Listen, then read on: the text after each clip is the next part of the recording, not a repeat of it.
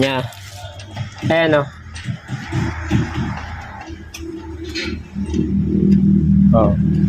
I-play kahit palito. Ah? I-play kahit dito. Oo. Ayan o.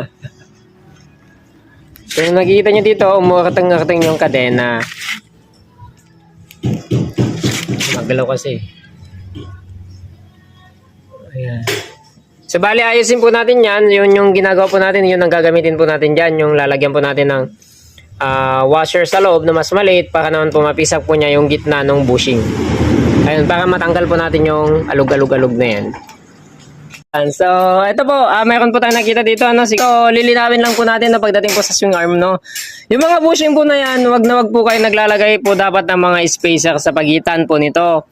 Kasi nga po, yung pagitan po niyan, dapat mayroon po silang contact sa isa't isa. Kasi nga po ito, ang binibigay lang po niyang protection po ito, yung clearance po niya pag ganon. Hindi po niya kayang proteksyonan yung pagpilipit. Ayan, kung nakikita niyo yan. Yung pagpilipit, hindi mo niya kayang proteksyonan. So, ang gagawin po natin dito, tatanggalin po natin ito. At yun nga, lalagyan po natin ng spacer sa loob na mas maganda.